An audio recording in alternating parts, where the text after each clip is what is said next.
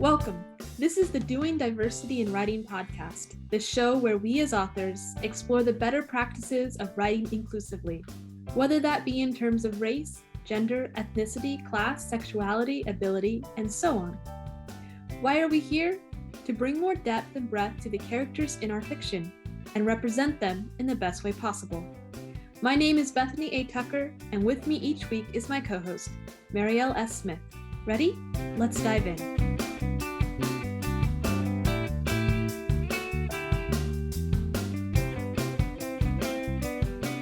So Grace, thank you so much for being here today. I'm going to go ahead and read your bio. And there are some words here I'm going to ask you to tell me if I got it right or not, so that everyone can hear it correctly. But just to start, thank you so much for agreeing to be on here with us and to help spread knowledge and education. We just really, really appreciate it, Mariëlle and I. Yes, we do. Aww. And thank you for giving me this opportunity just to kind of share some of the wealth of Indigenous Futurisms. We appreciate it so much. All right. So Grace L. Dillon,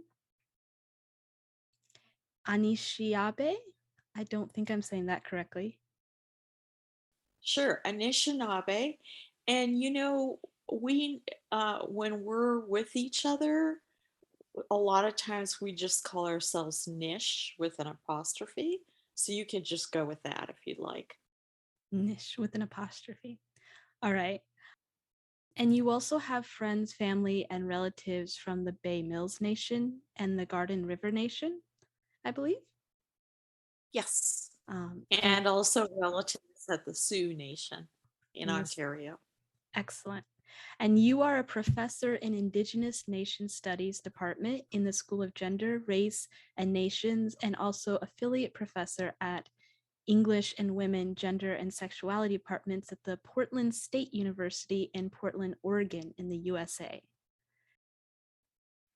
So Grace teaches undergraduate and graduate courses on a range of interests, including Indigenous Futurisms, queer Indigenous studies, gender, race, and nation theories and methodology courses, climate and environmental justices from Indigenous perspectives, reparation justice, resurgence justice, science fiction, Indigenous cinema, popular culture, race and social justice, and early modern literature. And as a personal aside, if I was going back to school, I would try to be in all of those classes. Same. Those sound like amazing courses, but I will finish this and then we'll get into it. Grace is a senior editor along with editors Isaiah Lavender III, Tyrone Taylor. Did I say that name correctly? Karen Taylor. Okay. And she's Panamanian American. Excellent, thank you. And Bodavista, I do not know how to say their name at all. Bodavista. And he goes by Bodhi. We all call him Bodhi. We all love him dearly. I love that name. So all three of you are editors of the upcoming Routledge Handbook of Co-Futurisms, including areas such as Afrofuturism, African Futurism, Indigenous Futurism, Latinx Futurism, Asian Futurism, Gulf Futurism, and Futurisms, and BIPOC, queer, and disability futurisms, forthcoming in 2022. Grace has also edited the first scholarly collection of Indigenous Futurisms with John Ryder and Michael Levy for a double special edition of the journal Extrapolation 2016, and was the nonfiction editor of Lightspeed, People of Color Destroy Science Fiction, June 2016. Grace is the editor of Walking the Clouds, an anthology of Indigenous science fiction, and Hive Dreams, Contemporary Science Fiction from the Pacific Northwest, published by Oregon State University Press in 2003. And there's a long list of other editorials and publications that you've done that is very impressive. We will put it on the website and with the show notes. And I also see, Grace, that you have consulted as a niche, I hope I'm saying that right, person for films such as the upcoming eco-critical dystopian film Antlers by Scott Cooper and Guillermo del Toro. Guillermo del Toro. And Antlers is now out, and even the Blu-ray with all of the interviews that are on there. So I'm in an interview in there. Excellent. We'll have to include Awesome. that. What was it like consulting for that? Oh my goodness. Well, first of all, I really, really love Guillermo del Toro's work, all of his work. And he contacted me, and then Scott Cooper, who is the director, also did Hostels. And he's actually an amazing example of a person who becomes an ally for Indigenous nations, so that his works really speak to that. And I think we'll probably be getting into some of those ideas later on. But actually, I was able to, he gave me the script, and I thought, oh, I'll just make a few corrections and probably there won't be many changes. And then I ended up writing 16 pages Oh, of wow. changes and edits and different kinds of things.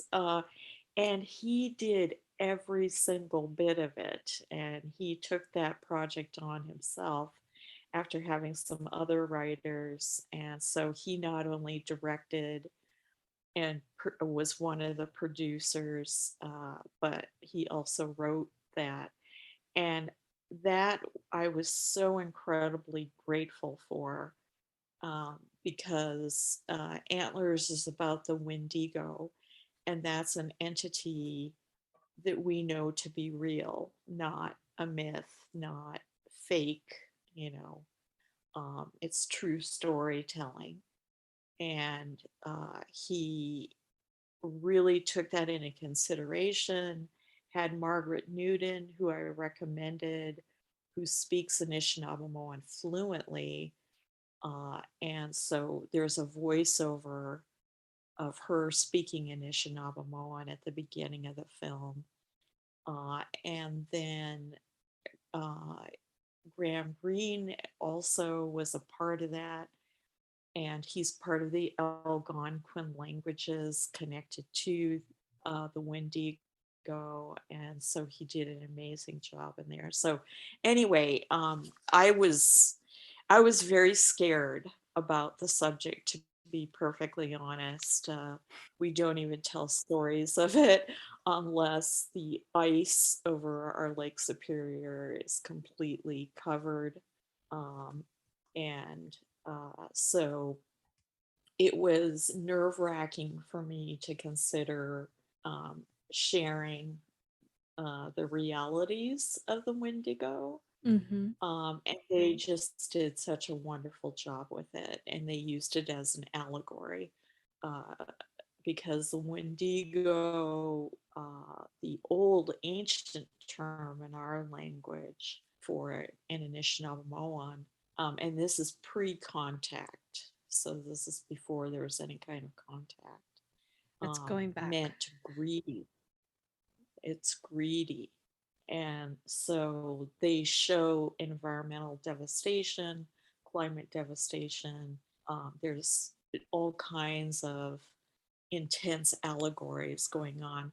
And Guillermo del Toro's the monster, he created it, and I was able to see it up close. And it was just phenomenal, just phenomenal. You know, it's Mitsukumikwa, or Mother Earth, that becomes twisted and turned and changed and transmogrified into a monster. It's beautifully done. You're making me need to see the movie like right away. just to know that they put that much effort and work into it and did their research and consulted with you and everyone else, that just feels so rich and Oh, meaningful to me to hear you talk about it. yes, and they had me on the set, and during the pivotal scenes connected to the Wendigo, I was there for all of that, and they checked in carefully. So it was an amazing experience of allyship, and I think that's the kind of do what do you do with Indigenous characters and Indigenous stories? I think that that's just a beautiful example of that kind of humbleness of an Mhm. ally who really, really wants to honor Indigenous storytelling. I love that you use the word honor, because that takes the concept of working with the peoples who have the stories that you might be including in your creative work in a really partnership kind of way. Yes, yes, absolutely, absolutely. I love this. Like, it feels to me like we've come a long way. Just hearing this, I'm like, this is where we need to be. Ah, yes. There is so much more of that going on, but I'll wait because I'm a Nokomis and I could take off on you for too long. So, Yes, actually, Mariëlle and I we're very much storytellers ourselves. So I would ask, because I just reached out and emailed you as I was working on preparing topics for this season of the podcast.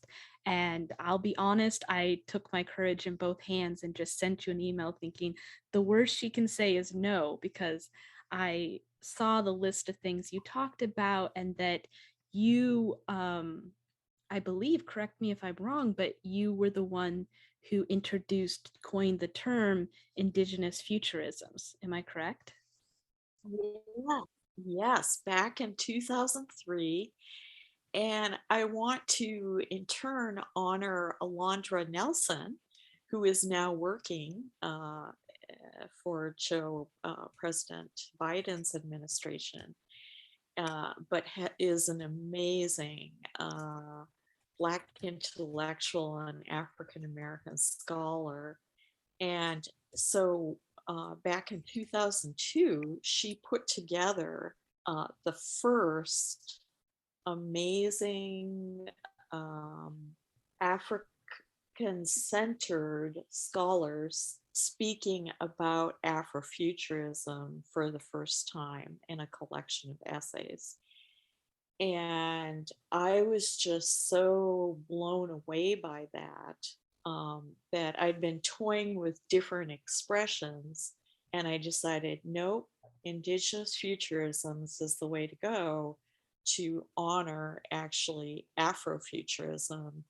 Uh, and that's where all the futurisms start heading after that.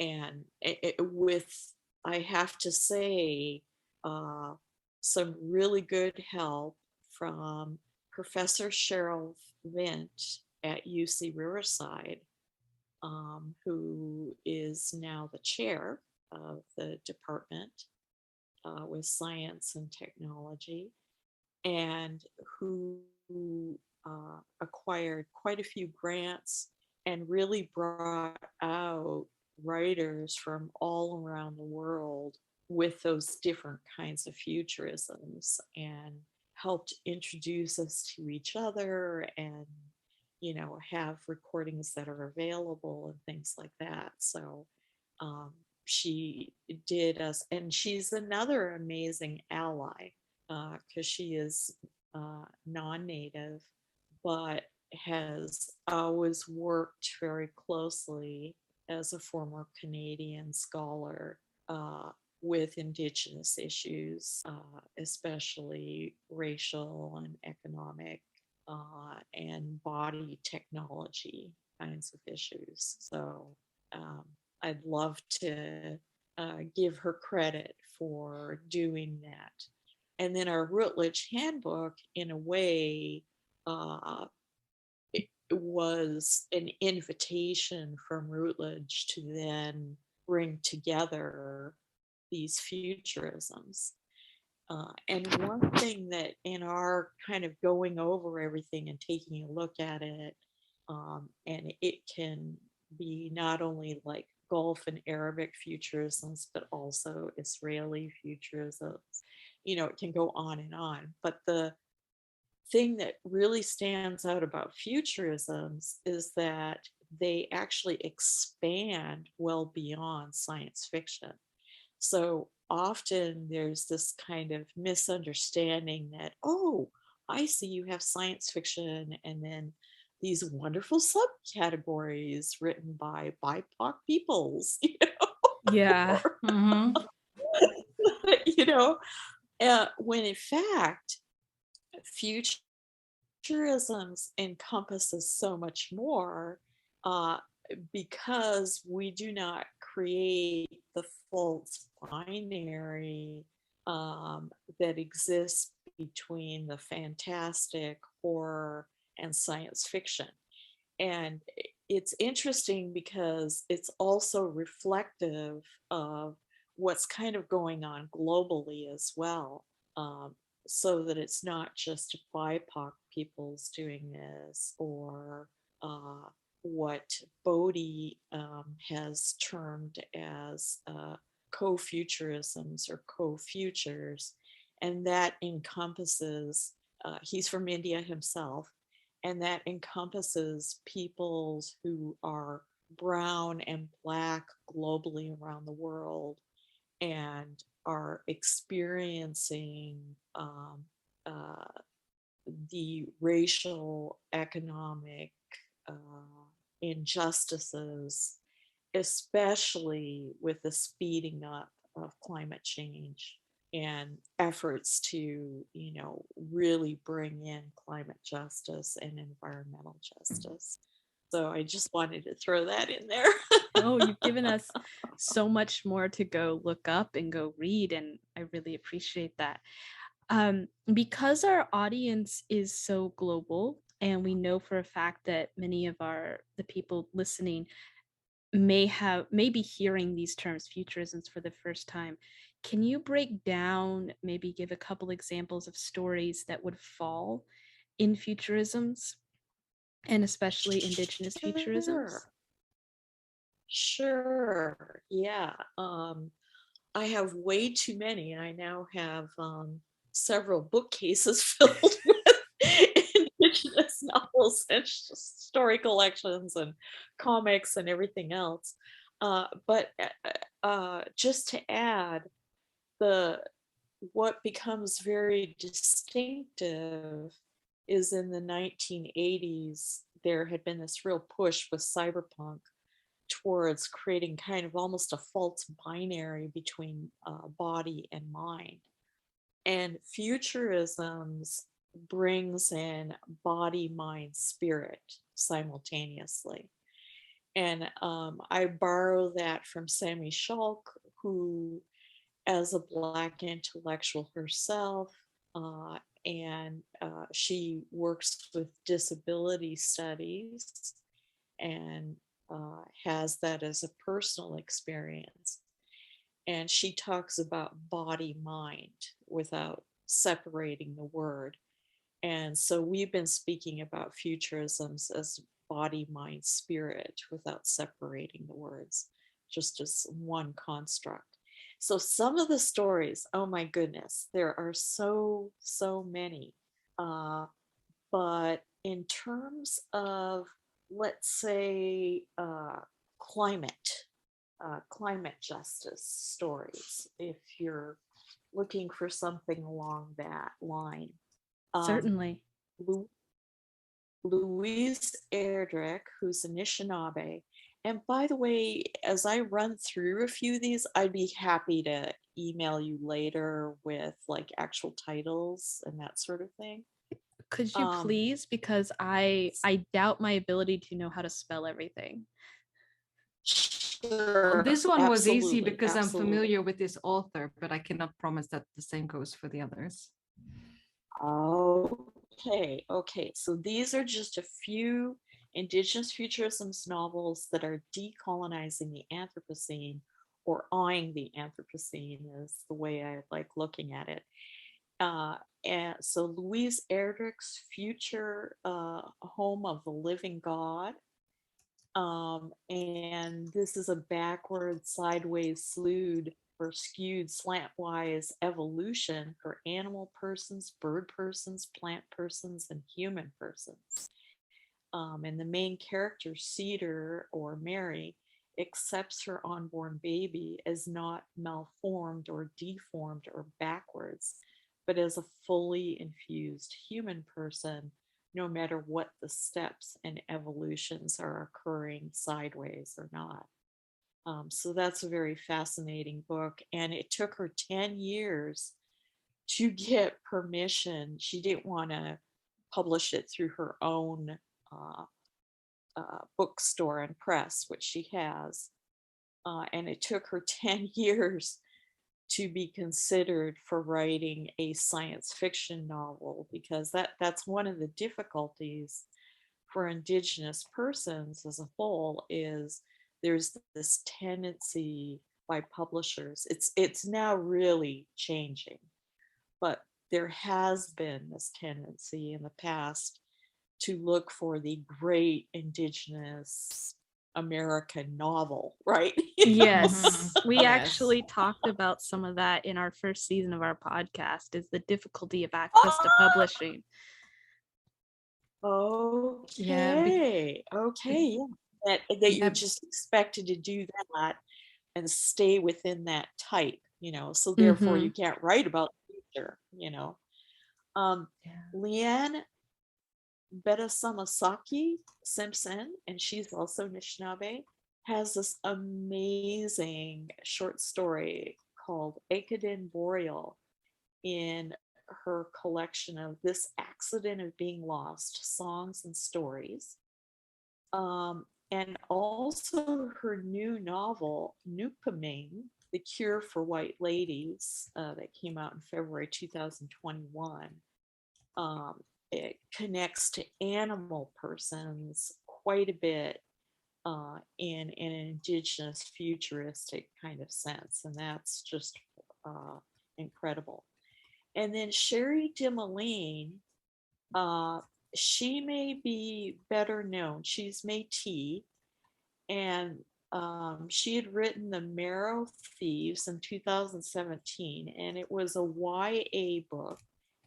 And it's about a world nearly destroyed by global warming. Indigenous peoples are being hunted for their bone marrow because of the lost ability of others to dream. And so that actually was turned into a TV series. And she has a sequel out now that just came out a couple months ago, maybe in November, to that, called Hunting the Stars. And while both are YA novels, as with a lot of Indigenous futurisms, the YA novels are very, they don't hold back, right? They don't censure in the sense of, you are a youth, and so therefore we will be careful about what we talk about. There's a real sharing of these kinds of stories that, even though they're YA, they have great meaning that for adult readers and many, many, many other kinds of readers as well. I appreciate that. Oh, sorry. Go ahead.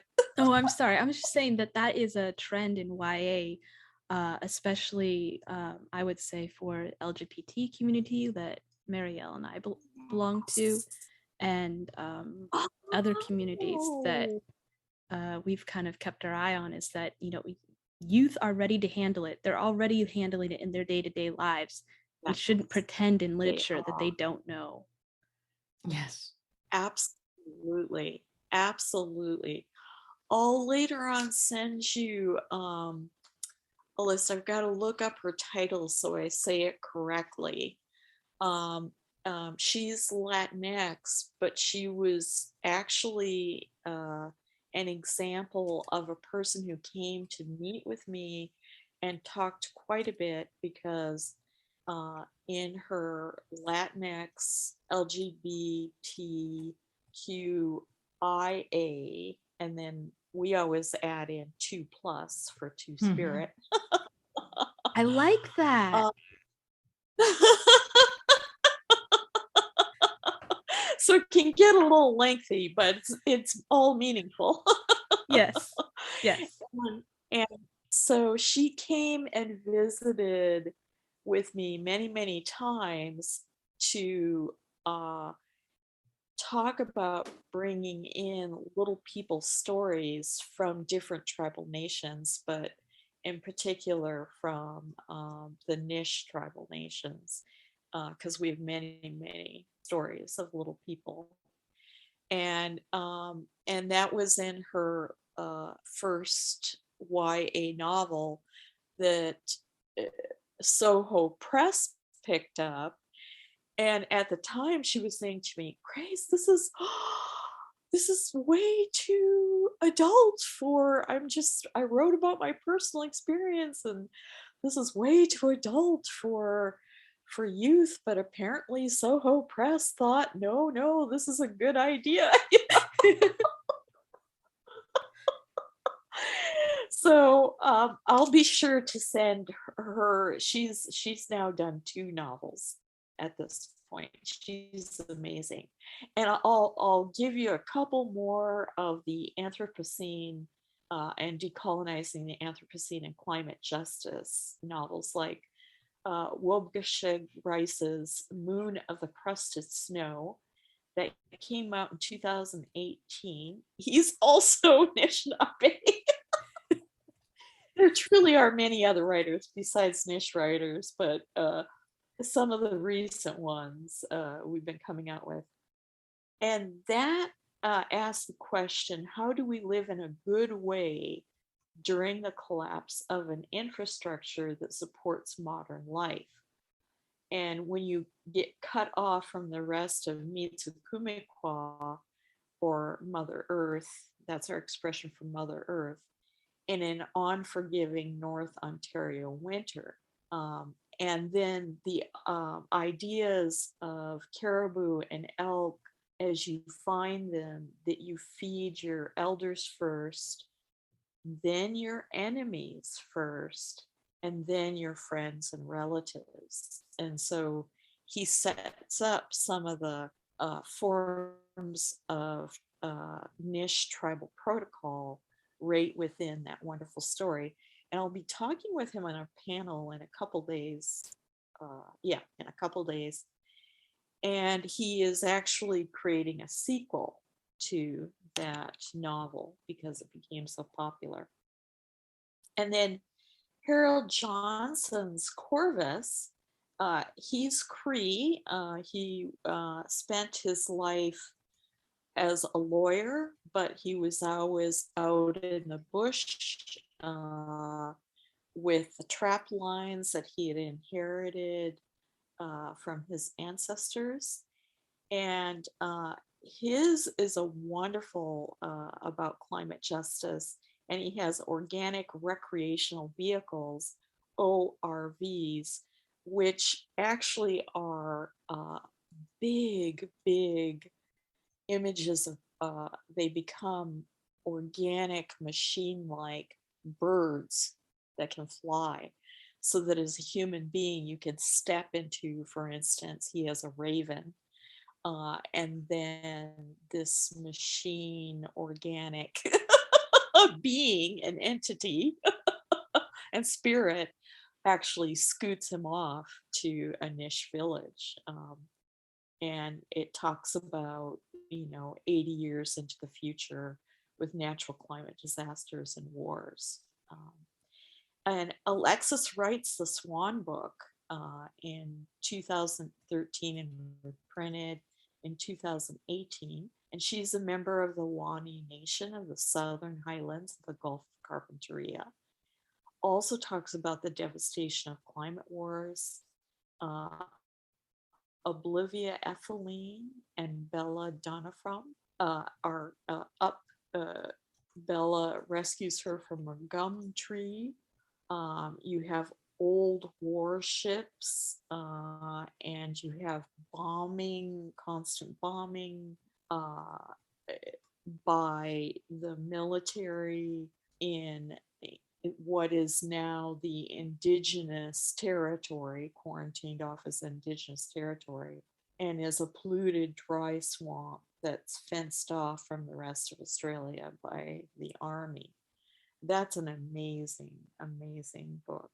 And then Claire G. Coleman, who herself is lesbian, and she and her partner actually traveled all around Australia in order for her to create this particular book. It's called Terra Nullius.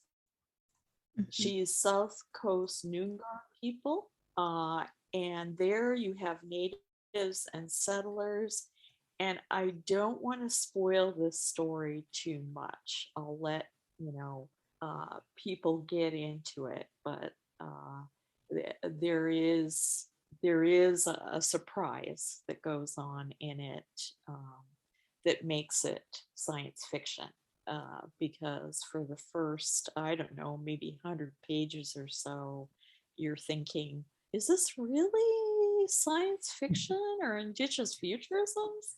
Is this in the future in any kind of way? Isn't this in the past?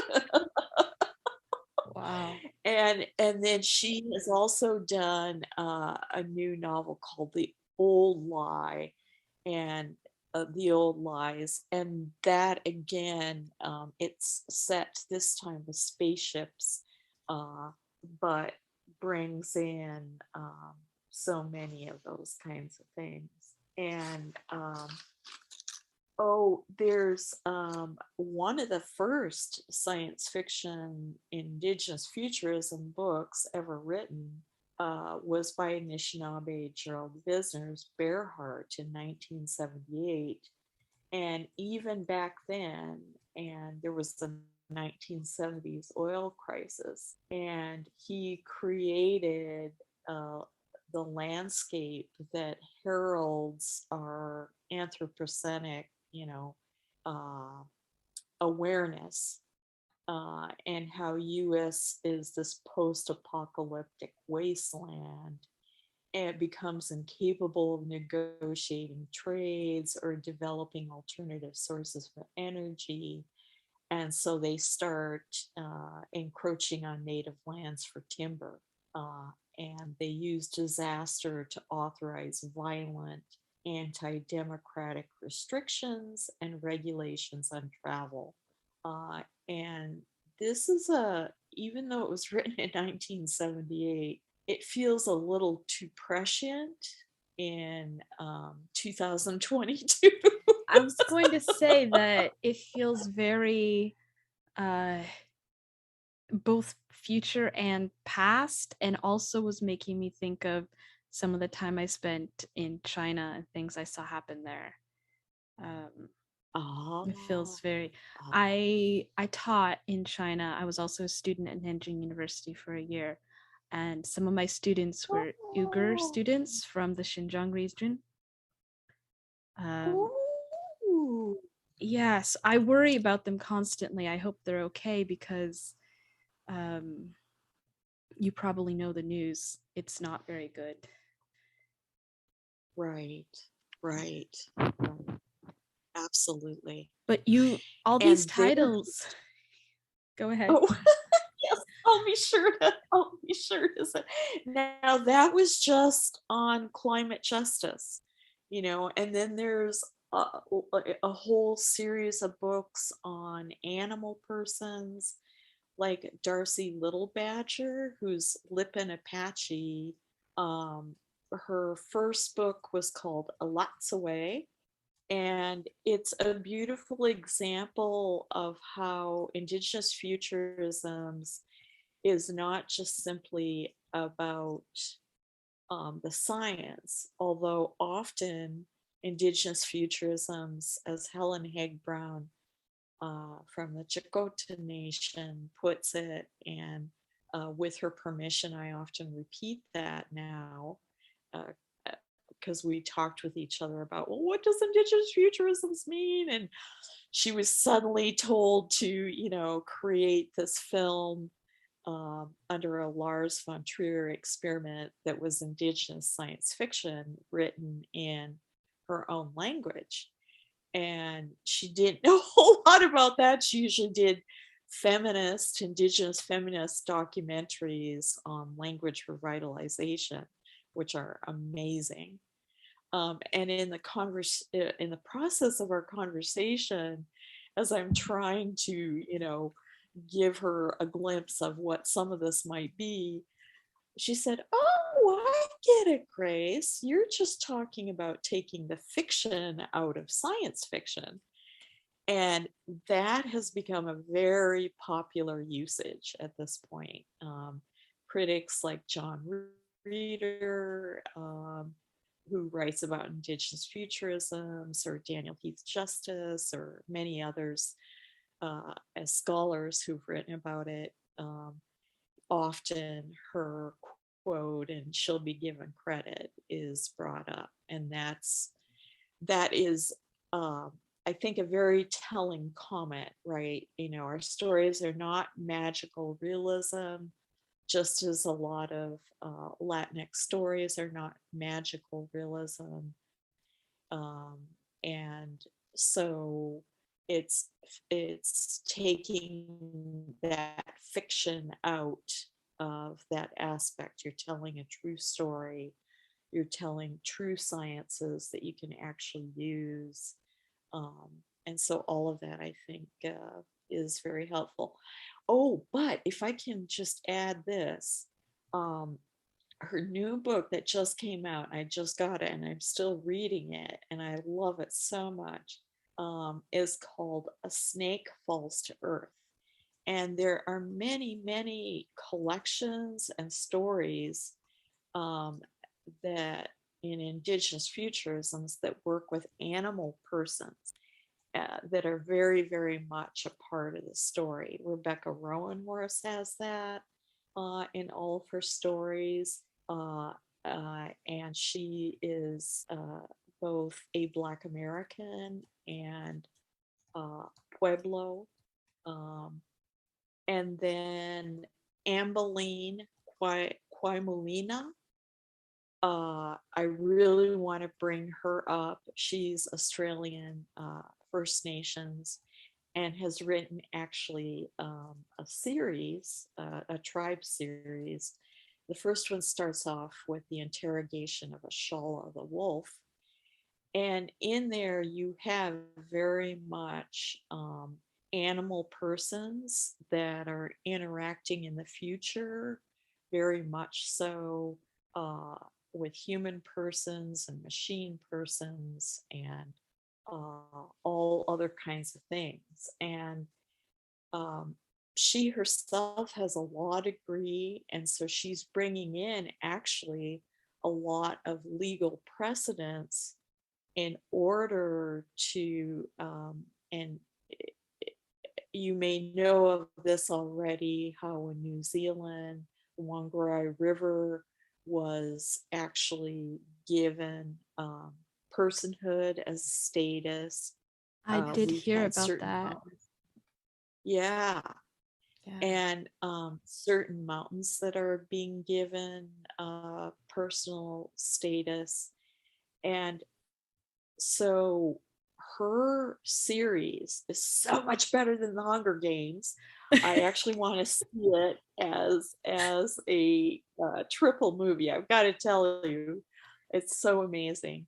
But what she's doing is she's also, even though they're YA books, she is cleverly introducing actual legal precedents for all of these aspects. And so that it's just so clever and so wonderfully written. Oh, and if I may mention, a pattern that is starting to occur, thanks to all this stuff going on, is that a lot of people, Indigenous writers, because Indigenous Futurisms is, you are an Indigenous person writing from that standpoint.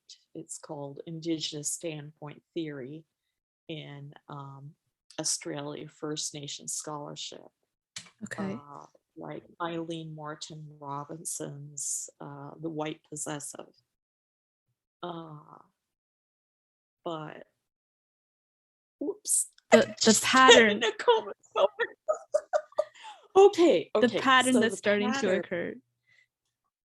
Thank you. The pattern that's starting to occur is that as you get your doctorate, sometimes at a master's level too, but more often at a doctoral level, you're actually able to write one of your novels and then analyze it and bring in all of the critical theory that is starting to accumulate in these areas.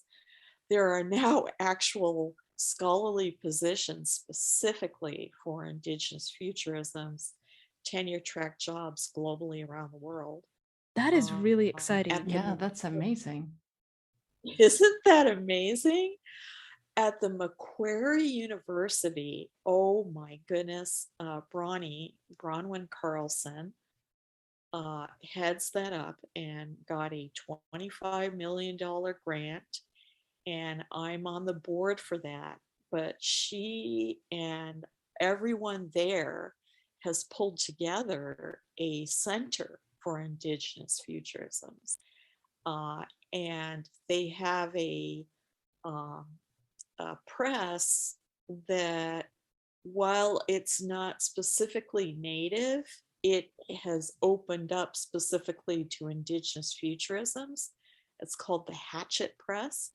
And so it's just publishing like crazy, all of these books that are coming out. So what's so wonderful is I'm able to see Indigenous peoples globally that are working on their doctorates. And part of it is the joy of reading their own creativity, not just their theoretical aspects, right? And then they're able to publish that book or novel or sometimes stories, sometimes Indigenous comics. That's pretty exciting. Other kinds of things. Yeah. So there's video games, there's comics out there. My daughter Elizabeth Lapense does Indigenous video games that are Indigenous futuristic, and there's the Moonshot collection, volume 3. It's through Red Planet and other places. You can get it on Amazon.com too. Evil Empire and everywhere. Yes.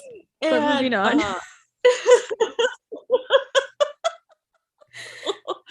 Sad to say, sometimes I have to resort to the Evil Empire in order to get books that are not available anywhere else. Yes, I regularly have to do that too. But yeah, know the feeling. Have you reached that sweet place where you've written out your entire story? It's a wonderful feeling. You've worked so hard for this, spent so many long hours at the keyboard or talking to yourself via recorder, then going over it again at the computer. It's been mostly internal work, and it's often been alone. But now, it's time to take it from rough to polished, and for that, outside perspective is essential. Let me help you. As a developmental editor, I, Bethany A. Tucker, will take your hand, sort through your draft, answer your questions, and help you polish it until your work shines. You don't have to do this alone. It doesn't matter if this is your first book or your 10th book, whether you've published this book already and want to make it better, or you're teetering on the edge, eager to publish for the first time. Together, we can take your book to the next level. Contact me via links in the show notes or at theartandscienceofwords@gmail.com to take the next step. I'm writing down all these names, but I'm also watching the clock and I want to respect your time. Do you mind if I ask one of the follow-up questions that we were going to circle back to? Sure, absolutely. All right, so you have massively increased my to be read pile to a staggering amount. Yes. And I will probably be processing, because so many of these stories speak to parts of my my own experience, especially when you mentioned mind body. But for our audience, the people who are listening, one of the questions that comes up so often when people talk about writing the other, so whoever they are, if they're trying to write someone else, and in this case trying to write Indigenous members of Indigenous communities, which are very vast and diverse in and of themselves. That's just a term we're using to be able to talk about something without saying names one after the other for an hour. Because it's so vast. So can you speak broadly to the do's and don'ts of writing in this vast, diverse Indigenous communities, for authors that are just like trying to start grappling with it? And a lot of them have a lot of fear. They either fear that they don't know enough, they fear they're being respectful, or they're just intimidated by just starting the process. Yes, and for those that are and have that kind of consciousness of spirit, I am so grateful for them, because that means that even if they are not actual allies at the moment, that means that they are open to becoming genuine allies for Indigenous communities. And there's several ways of going about this. One is that you spend time, much time, with a particular nation with their invitation. Kim Stanley Robinson actually did that, and told me that when we invited him out for his book Years of Rice and Salt, which is a science fiction novel and quite amazing.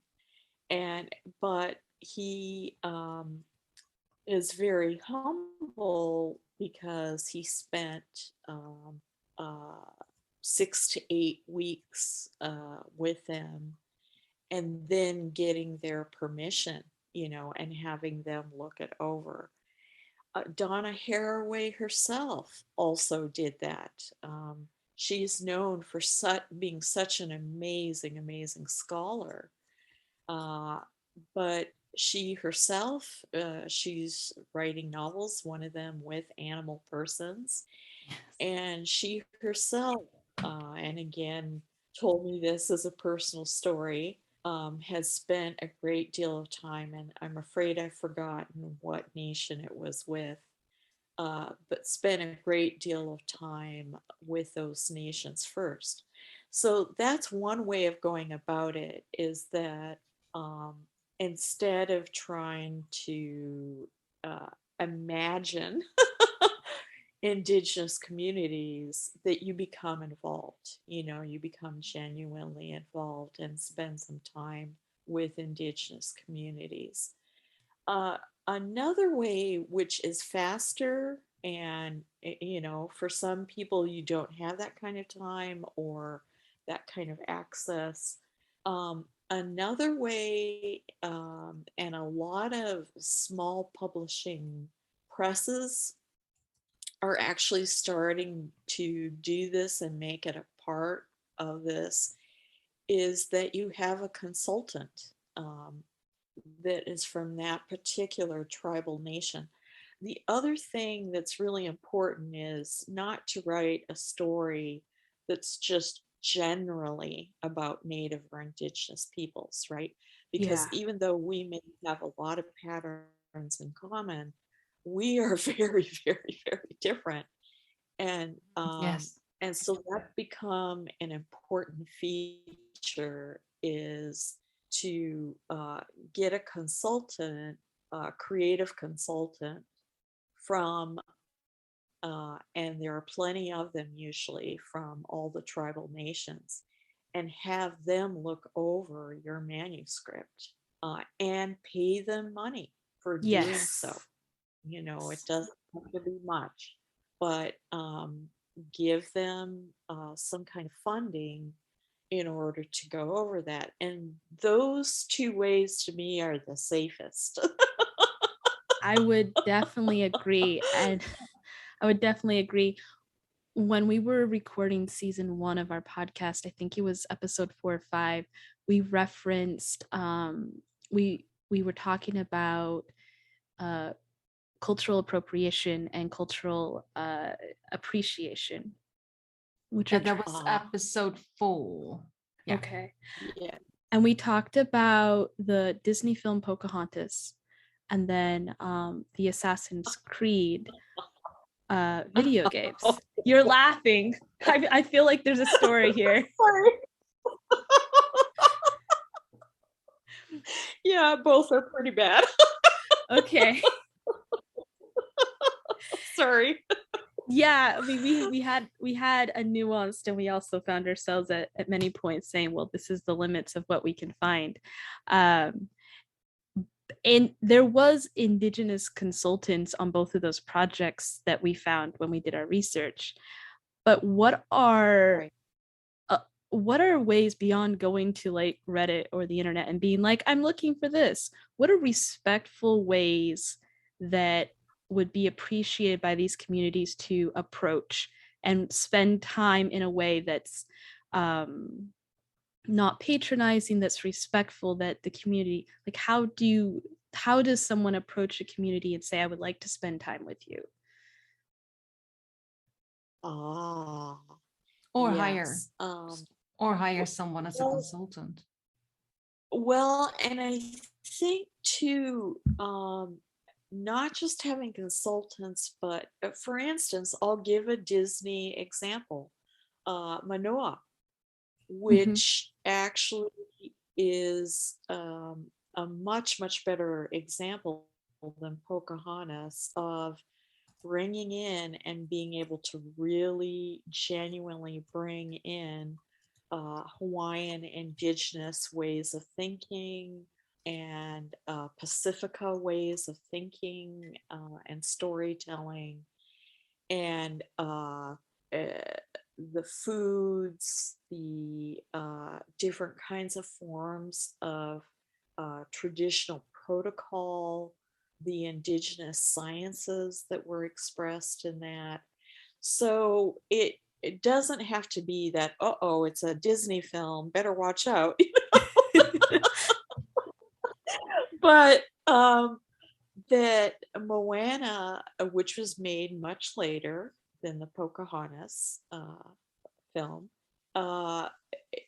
they're just bringing, and also having actors, right? And actresses that are Pacifica or Hawaiian indigenous. That's really, really important. And then for the director and others to really listen. I'll give you a bad example. Bad examples teach us. Okay, which is why we kind of have a difficult time with the Twilight series.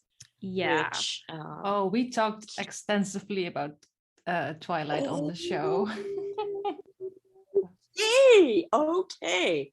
And I have so many friends from those various, like the Quaalude and Maka and others, and they were largely borrowing from the Quaalude, without consulting, without checking with them. And then there were Native actors some of them that actually I taught a vampirism and film course with many queer and trans overtones. Yes, yes. I am ever so insanely jealous of your students. I'm just going to say it. These classes were not being taught when I was in school. Okay. So I had a number of Native students that when the Twilight, they came around to look for actors and actresses. So they got in because they had just taken this course. So they were able to talk about Lacan and Zizek and all of these other kinds of critical theorists, continental critical theorists that were connected to vampirism film along with native knowledge.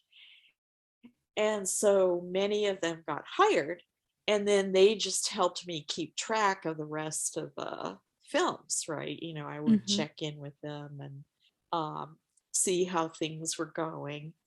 And what they noticed is that even though there were some directors that were more race conscious and, for instance, were bringing in Maori actors, even if it wasn't, any Quaalude actors or those from that the showed up actual in our nation. research.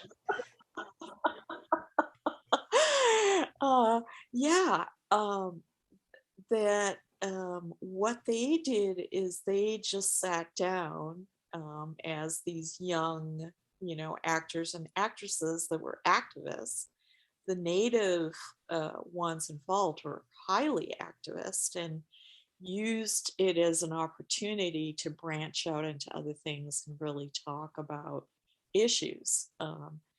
But the one question they asked, I'll just say, they asked all the directors, but one in particular who was very sensitive, and they thought, oh, good, we're going to have a good time working with him. And then they simply asked him to name native films that he knew, that had been created by native directors like Chris Eyre and others, and there's so many out there. And he didn't know a single one. And for them, that was just, hey, wait a minute.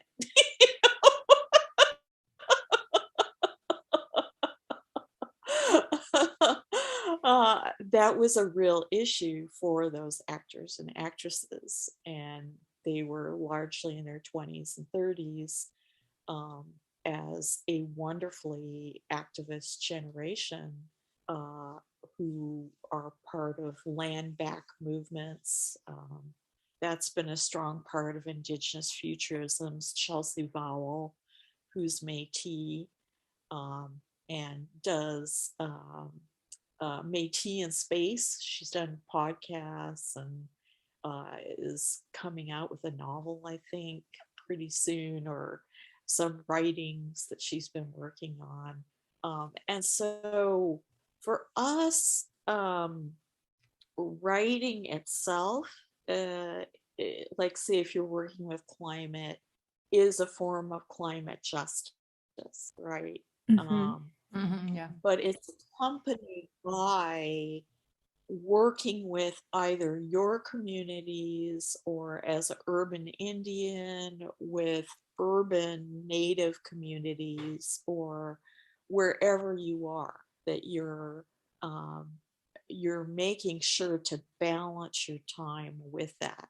Now that can be a tough call, right? It can be. For allies. But that's what allies really mean for many of us. And I mean, Linda Twighe-Smith in Decolonizing Methodologies and so many other places, it's made clear that the ally, if you're going to write and bring in Indigenous characters, for instance, then as an ally, it's important for you to be humble about that and to not put yourself forward, but instead to spend time. That's part of the protocol, right? Time. So I'll stop there. I have too many awful stories I could share about cultural appropriation, Indigenous consultants not being paid and stuff like that. So yeah, I can just imagine. But just thinking about this, you gave us such an amazing list of authors and their work. And I do hope you're going to send me all those links so I can add them to the show notes. But for me, just thinking, like when you talk about allyship and about like wanting to know what you're talking about, I think for a lot of people, like the first thing you need to do is just crack open a novel by somebody who you're going to write about. Yes. Oh, absolutely. Absolutely. Writing, watching Indigenous Futurisms films, graphic novels, video games. There's podcasts. There's so many different means along with the novels and the short story collections that you're absolutely right. That really does help. And then once you've done that, you don't want to like superficially copy, right? No. So then you're working with your own ideas, and then you're checking in with consultants of that particular tribal nation. Oh, and if I may, I'd like to point out that complications can ensue with Indigenous writers writing about other tribal nations as well. We do have to be careful about that. Linda Hogan, when she wrote People of the Whale, which is the Maka nation in the Olympic Peninsula, and she's Chickasaw herself, Chickasaw Nation. Well, she went and spent time with them and was very humble about it and checked in with them.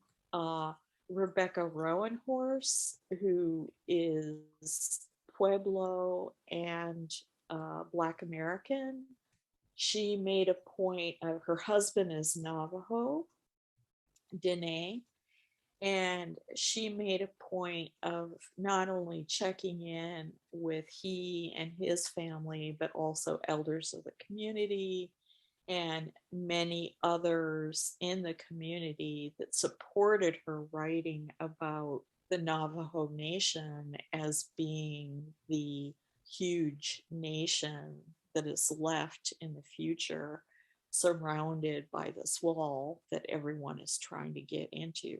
And she too was very careful and checked in.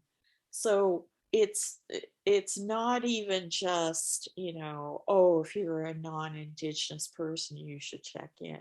It's, if you are not of that tribal nation or have not grown up having the kind of experiences that you want to write about, then that's part of the sharing and discussing and having conversations and asking permission in an honorable way. Thank you for that. I have one question that's coming up, and then maybe we should probably start wrapping up because we've quite gone over the time I promised you. And don't worry about me, guys. I'm worried about you. Those of us in the storytelling traditions, and I grew up with Irish storytellers, we kind of go over time because time doesn't really mean the same thing. American right. Irish. I can't claim to be Irish. One resource that I did not hear you mention, and one that I've struggled with in the small amount that I've worked with personally worked with Indigenous traditions and histories is you did not mention museums at all. And I'm just going to put this in context. I live Yes. right now, I just moved to Macon, Georgia, and I live about 15 minutes away from I struggle to say this word properly, so I apologize. The Mulkolgi Mounds, the Indigenous Ah, mounds. yes, The yes. the people that they belonged to were removed to Oklahoma. But as I was walking through the installations there, Cahokia Mounds? Cahokia Mounds? it's Or is spelled it other? MUL. I will look at this up. I'm a terrible speller. It's more of a Oh, visual person. no worries. Manau is our word for no worries. Yeah, it's nope, I misspelled it so badly that DuckDuckGo does not understand me. It's set closer to Mulkolgi, and they are the oldest, one of the oldest architectures, at least in this region of the U.S. for continuous. I'll look it up in a second. But my point was that as I'm walking through it, even with the even with my background in feminism, as I'm watching the way they present the people that are currently in charge of it, the national parks, the way they're talking about it, I would not consider that a resource at all for information. So what is your experience? It's like someone's trying to get information. Would you suggest not using museums, especially museums that are not curated by the indigenous people that they are representing as a resource? Well, it's interesting because I was thinking there's the combination of like we have our Jibawing Museum that is close to Saginaw for the Saginaw Chippewa, and and visit there many times, and that was completely uh, native bought land, native it's completely native operated, and uh, shows not just it has plenty of archived aspects, but it's done with along with song and dance and immersive interactive kinds of aspects, and contemporary artists, because that's what a lot of museums, like I was thinking of Deborah Papuan, I'll send you her name because she works at the very prestigious Chicago Museum and was hired in as an Indigenous person to do this very kind of thing. And as she was showing me around, instead of having more static um, things behind glass that you take a look at, like they were able to bring over uh, with Maori peoples and blessings and ceremony, a Maori uh, structure in which you would go into it ceremonially, so it becomes this really immersive kind of experience. Or This, you could have things like Lisa Jackson, Anishinaabe again, who does 3D immersive experiences, so that when you're going through, you're able to hear the languages, but you're also able to experience and help yourself.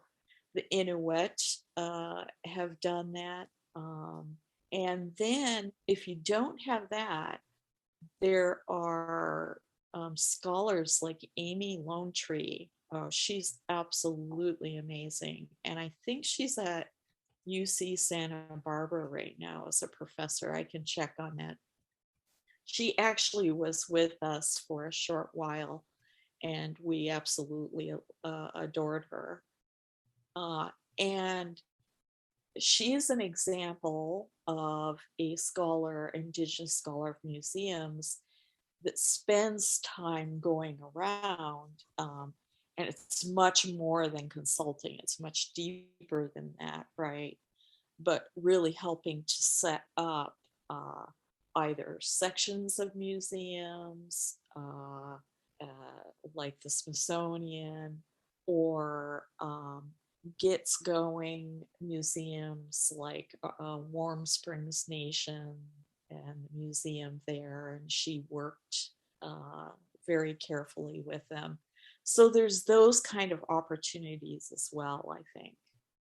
I'm really excited to hear that. I looked up the term. It's the Okmulgee Mounds, Ocmulgee. I swapped the syllables in my head. Okay, okay, for sure, for sure. And oh, and I've got to tell you that Indigenous Futurisms has gone into far more than just fiction at this point. And since you bring that up, I'll just reference one. Laura Harjo, who is Mifskoki herself, or for some people that would be Muskogee Creek.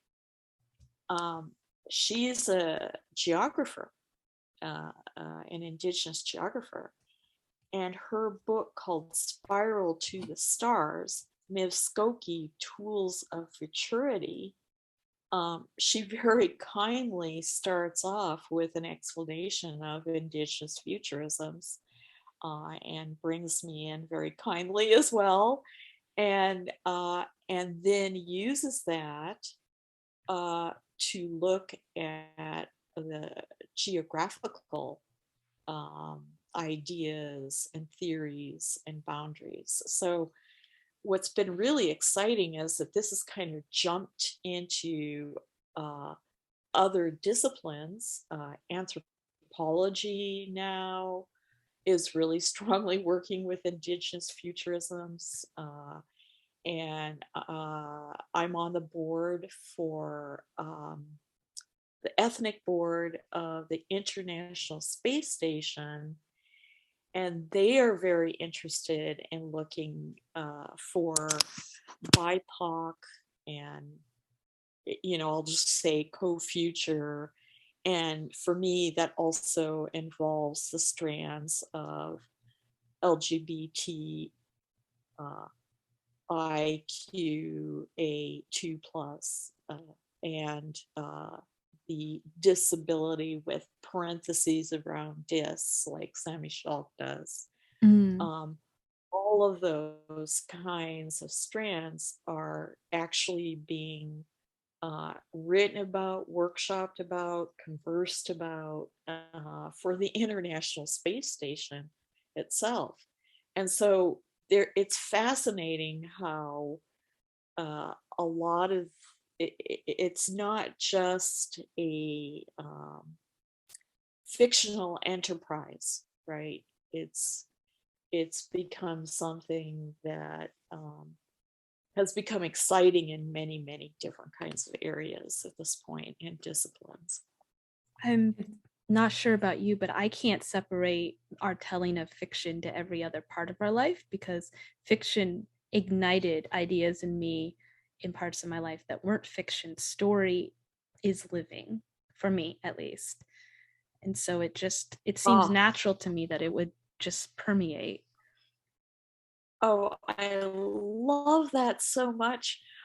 I'll send you the Anishinaabe phrase. I've got it here somewhere. That as I was growing up with my language, we did not separate. It was the same word for scientist, artist, and writer. So I so amazing.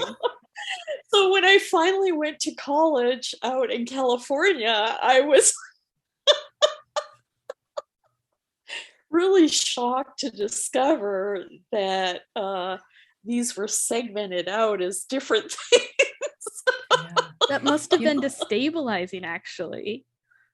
It was just shocking. And there were other things like they would set up these, entrance final to get students to come to UC systems, and they would set up these tricky essays to reveal whether you're cognizant of social justice and other kinds of issues. So one was this essay version that somehow gave the impression that females were less better at science than males. Mm-hmm.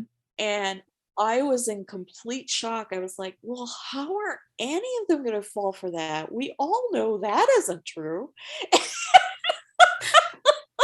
I was in the UC setting. This is for Berkeley. And they just they all swiveled their heads and looked at me like, what are you talking about? And then I was like, well, what do you mean? Oh my gosh. Yeah. There were so many things that, universities taught me about, some of the hierarchies and discriminations and Yep. viewpoints. Yep. I'm just glad you can laugh about it. Oh, yes. Yeah. Well, that is something about the niche. We laugh when we're happy, nervous, sad, angry. So I mean, sometimes laughter is like one medicine. of the few healthy responses to absolute shock. Yeah. Yes, yes. In Walida and Mariëlle and the Adrienne Marie Browns, absolutely beautiful, beautiful Afro-futurism collection. It's called Octavia's Brood, and they use social justice workers in it. And oh, excuse me, Nokomis moment. I was about to say something about that. Oh, there's a short story in there that my students absolutely love, and it's about revolution. And the revolution is that as BIPOC people are being jailed as inconsistently as it occurs today, but hyper amplified, that their absolute revolutionary act is to laugh. And my students are just really, really struck by that story. Yeah. Yeah, that reminds me of I can't remember her name right now. We talked about her on the podcast. A queer Latinx author, and she has a podcast, and it's about joy, because that is like the most radical thing you can do, is to feel joy and sort of like and celebrate that. Yes, absolutely. Yeah, absolutely. There's I'm looking for Joshua Whitehead right now, if I can find him, where he says something very, very similar to that, but that living the importance of it as he is OG Cree, queer and two-spirit, and he distinguishes that. And he has this amazing collection that he edited called Love After the End. So it's talking about, Anthropocene. an anthology of indigiqueer and two-spirit speculative fiction. Amazing. And in his introduction there, he brings up that same sense of, it's not just surviving, it's the joyfulness of living and the immediacy of that joyfulness that's really important. That kind of gets us back to the point you made very early in the beginning, that and I think we see that a lot for BIPOC authors, is that a lot of publishers, when they sort of share their stories with potential publishers, what they get back is that it's not dramatic enough, or it's not about the struggle enough. It's not enough pain in it. Go write more pain. Yeah. As if they're not allowed to go from the surviving to the thriving. Right. And that actually is Gerald Visner's.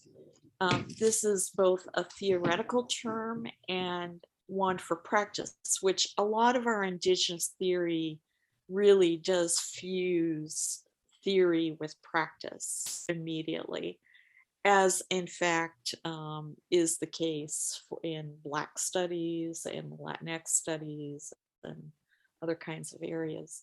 But excuse me, you guys. Just remind me. I just blanked out again.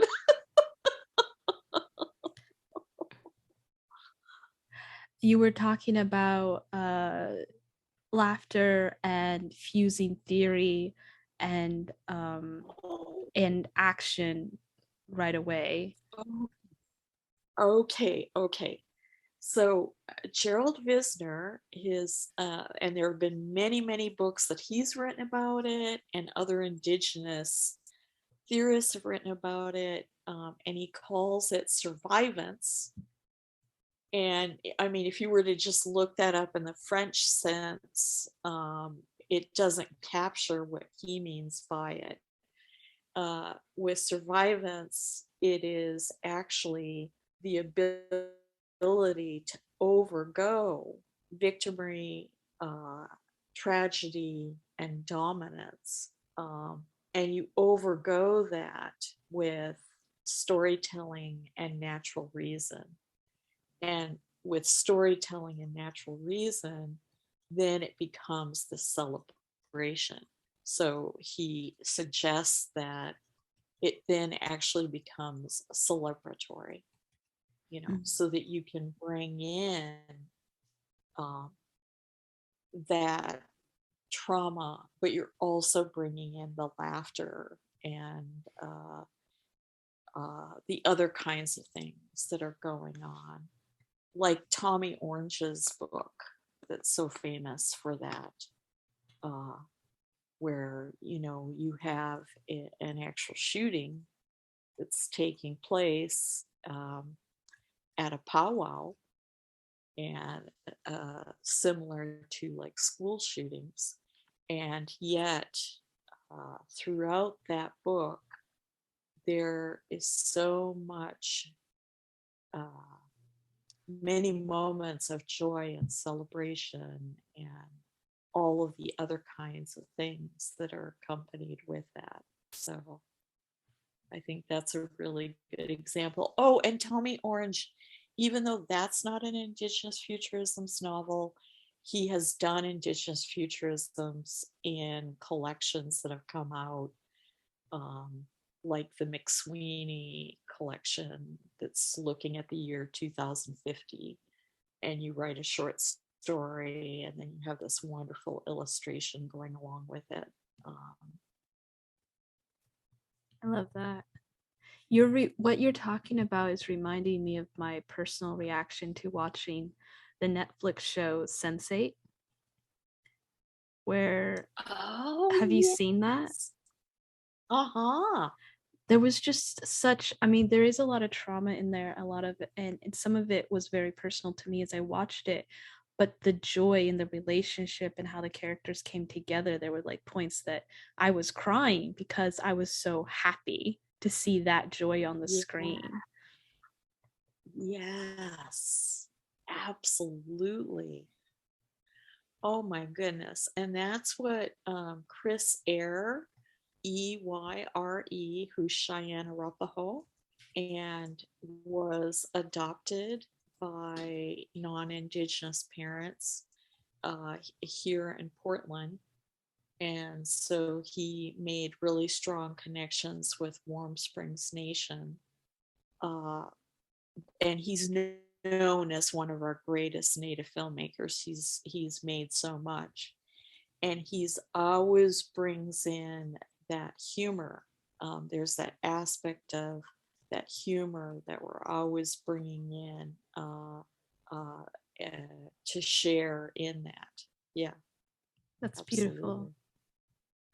I think that might be a really beautiful note. Yeah, I was to gonna wrap this up. I agree. I was gonna say, did anyone have any last comments? And then we should probably wrap this up while it's still short enough for our listeners to get through. I know I will have to be re-listening to this myself. Mariëlle? No, I'm still reeling from all the information. All right. Grace, did you have any last thoughts before we wrap up? No, but I am very happy I have an academic email address. And if there is anyone who is interested in, maybe having a little bit more, and I'll send you a list of some of these too. It's gotten pretty lengthy. Wonderfully so. But no, I think that is a wonderful place to stop at, and maybe just know that there's just so much more exciting features of Indigenous Futurisms that we didn't even get to. We didn't. There was so much we didn't get to. Well, on that note, we will put the email in the show notes so everyone can access it. Thank you so much for your time and for sharing from a lifetime of work and the work of everyone else that you've studied and brought in and shared with us today. It's so much more than I hoped for, and I know we both appreciate it. Yes, and I especially want to thank you for focusing mostly on the good examples. Because I know when we talk about this topic, it's so easy. There are so many bad examples out there. So I'm so excited that we now have this massive list that we can share with our listeners so they can actually engage with work that has done it better, that is doing it better. Because I think that's where the learning moment is for all of us. Yeah, and I really do feel, at least for those that I've come in contact with, that I think and hope that anyone who is bringing in Indigenous characters at this point are very eager to consult or to work with tribal nations, or may even have ancestral background themselves that has become lost through the Dawes Act and other kinds of policies, and who are therefore unregistered tribally, but are really seeking through, because a lot of writers do that. And I think that's an important feature as well. Yeah, I would agree. All right.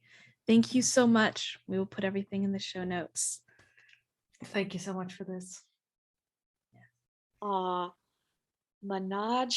Dillion, we hold each other up. Yes, we do. Yes, we do.